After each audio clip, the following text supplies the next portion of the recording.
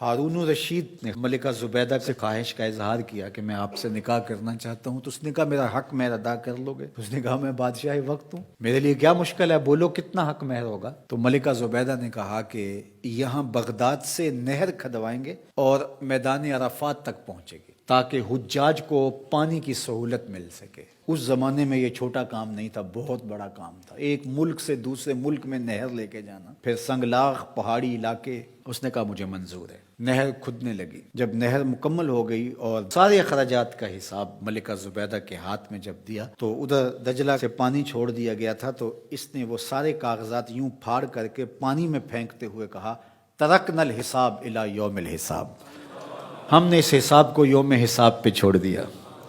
اللہ اکبر! آج ہم حساب نہیں کرتے، اللہ بھی ہمارا حساب نہ کرے۔ تو اللہ کی بارگاہ میں جب پیش ہو جاؤ، اس کے راہ میں دو، پھر بے حساب دیا کرو، اللہ ہمارا حساب آسان کر دینا۔ حضور علیہ الصلوۃ والسلام جب اللہ کے حضور دعا مانگتے تھے تو یہ دعا بھی کبھی مانگتے، اللہم حاسبنی حسابا یسیرا۔ اللہ اکبر! اللہ کے محبوب ہو کہ اللہ کی بارگاہ میں عرض گزار ہیں، اے اللہ میرا حساب آسان فرمانا۔ ام المومنین سیدہ عائشہ رضی اللہ تعالی عنہا فرماتی ہیں کہ حضور حساب یسیر سے مراد کیا ہے؟ تو آقا کریم نے فرمایا کہ بس اللہ کے حضور پیشی ہوگی، اللہ حساب دیکھے گا اور یوں ہی معاف کر دے گا۔ جس کا پھر حساب شروع ہو گیا فرمایا وہ ہلاک ہو گیا۔ اگر کسی کی جانچ پڑتال شروع ہو گئی تو پھر وہ نہیں بچ پائے گا۔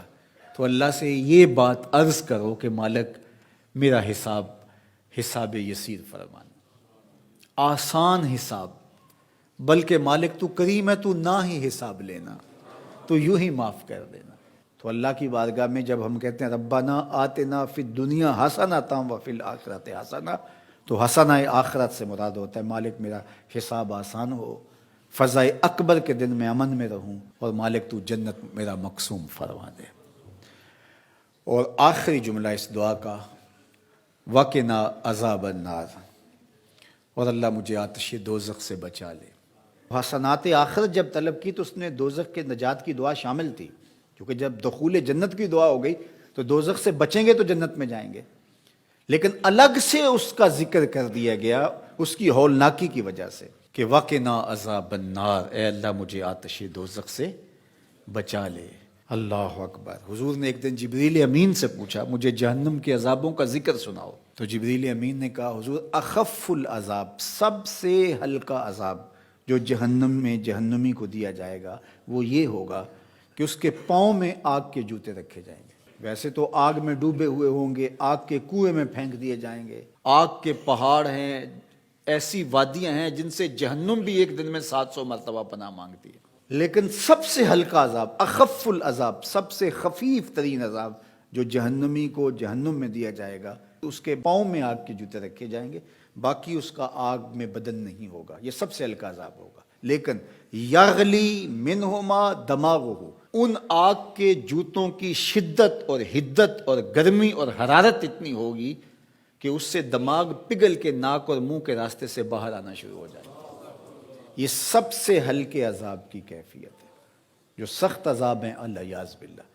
تو اس لیے آتش دوزخ سے پناہ مانگو کہ اللہ مجھے آتش دوزخ سے بچانا۔ اس دنیا کی آگ سے فرمایا 70 گنا زیادہ تیز ہے وہ آتش دوزخ، اور وہ بدن کے ساتھ چپک جائے۔ یہ تو صرف جلاتی اور خشک کرتی ہے، وہ آگ بدن کے ساتھ جسموں کے ساتھ چپک بھی جاتی ہے اور جدا نہیں ہو پاتی، تارکول کی جیسا لوک چپک جاتی ہے، اس طرح وہ آگ چپک جائے گی بدنوں کے ساتھ العیاذ باللہ۔ اس کا ایک انگارہ اگر پہاڑ پہ رکھ دی جائے، دنیا کے پہاڑوں پہ، تو پہاڑ پگھل جائیں۔ یہ ہے اس آگ کی شدت اور اس آگ کی حدت۔ جہنمی کو اگر جہنم سے نکال کر اس دنیا کی آگ میں ڈالا جائے تو اس کو نیند آ جائے، وہ آگ اتنی سخت ہو۔ 70,000 زنجیروں میں جہنم کو ڈال کر کے جب میدان حشر میں لایا جائے گا، یہ تو ایک لمبی سی گردن دی جائے گی جہنم کو، لوگوں کے سروں کے اوپر گھوم رہی ہوگی، اور وہ کچھ بد اعمال کرنے والوں کو جہنم ڈھونڈ رہی ہوگی، اور پھر جب بھی مخصوص کچھ جرائم ہیں ان جرموں کا کرنے والا